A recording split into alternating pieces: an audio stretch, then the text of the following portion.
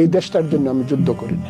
যে দেশের প্রধানমন্ত্রী সারা দিন অসত্য কথা বলে, যে দেশের প্রধানমন্ত্রী বিদেশে গিয়ে দাঁড়ায় থাকে গেটের সামনে একটা ছবি তোলা যায় কিনা, যে দেশের প্রধানমন্ত্রী একটা সেলফি তুললে পরে মনে তার জেনারেল সেক্রেটারি গল্প করে বেড়ায় সেলফি তুলছি কাজে সব জিনিস শেষ হয়ে গেছে, এত নিচু একটা জাতি হওয়ার জন্য কিন্তু যুদ্ধটা করছিলেন।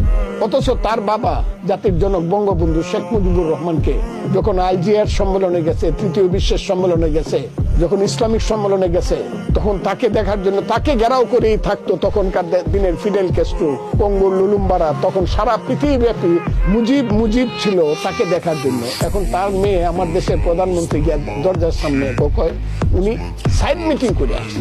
এটা খুব গুরুত্বপূর্ণ মিটিং, উনি সাইড মিটিং করে। সাইড মিটিংটা কি? সাইড মিটিং হলো আমি আর আপনি এখানে আলাপ করতেছি, আমার এলাকা থেকে বা অন্য কোন জায়গা থেকে একজন সাধারণ মানুষ আইছে, সেখানে ঢুকার সাহস পাইতেছে। He or she is not entitled to enter in this room. ও দাঁড়ায় থাকে। কেন দাঁড়ায় থাকে?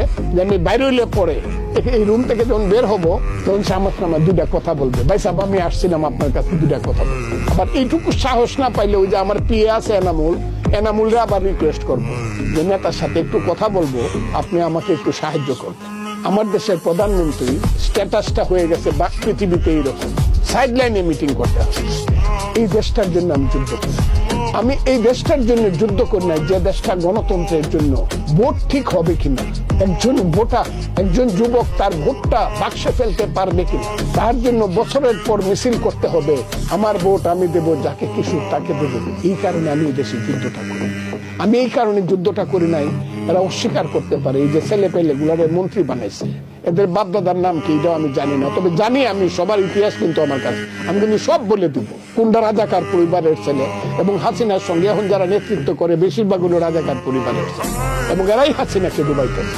আমি কথাটা খুব সুস্পষ্ট ভাবে বলতে চাই, আমি এই ভোটটা চাই না যে ভোটটা 300 পার্লামেন্ট মেম্বারের মাঝে 154টা বিনা ভোটে নির্বাচিত হয়। আমি এই ভোটটা চাই না যে ভোটটা আগের রাত্রে দিয়ে দেয়, পুলিশ ঢুকায় দেয়, নিজেরাও না পুলিশে ঢুকায় দেয়, গরু জবাই করে এরা পুলিশকে ভাত খাওয়া। এই ভোটটার জন্য দেশটা আমি চাই। যে দেশে ভোট নাই সে দেশে গণতন্ত্র নাই, যে দেশে গণতন্ত্র নাই সে দেশে মানবাধিকার নাই, যে দেশে মানবাধিকার নাই সে দেশে মনুষ্যত্ব নাই, যে দেশের মনুষ্যত্ব নাই সে দেশের স্বাধীনতা। আমার দেশটা এই জায়গাতে চলে যাবে, আমি দেশটাকে এই জায়গা থেকে ফিরাই দিতে চাই, কারণ আমি মুক্তিযোদ্ধা। আমি মুক্তিযুদ্ধ যখন করতে চাই, আমাকে যখন আমার কমান্ডার বলছে মিস্টার রহমান কালকে অমুক অপারেশনে যেতে হবে, বা ফজলু তোমাকে কালকে অপারেশনে যাইতে হবে, তোমরা 21 জন যাইবা, আমি কোনোদিন বলি নাই আমার মাথা ব্যথা করে অথবা পেট ব্যথা করে কালকে যাইতে পারবো না। আমরা বলি ইয়েস, দেশের জন্য যুদ্ধ করতে হবে। যুদ্ধের আগে আমি কয়েকটা গান শুনি, আমার কাছে ক্যাসেট ছিল, খানের কাছে দিয়ে শুনতাম, একটি ফুলকে বাঁচাবো বলে যুদ্ধ করি, তীর হারাই দেওয়ের সাগর পাড়ি দিতে। গানটা কান দিয়ে শুনতাম, আমার সোনার বাংলা আমি তোমায় ভালোবাসি। আমি কোর্স কমান্ডার ছিলাম, সাধারণ মুক্তিযোদ্ধা নাম।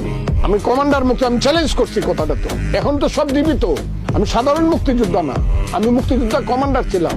ওই দেরাদুনে যখন টান্ডুয়াতে যখন ভোর 5টার সময় ঘুম থেকে উঠে গিয়ে পতাকার সামনে দাঁড়ায় গান গাইতাম এরকম লাইন বাইন্দা।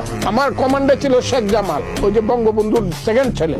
আমার কমান্ডার ছিল মারুফ, শেখ মারুফ। এখনো যখন আমি চ্যালেঞ্জ করলাম মারুফ বলে কিনা যে ইয়েস ফজলুর রহমান আমার কমান্ডার, এই যে শেখ ফজলুল করিম সেলিমের আপন ভাই।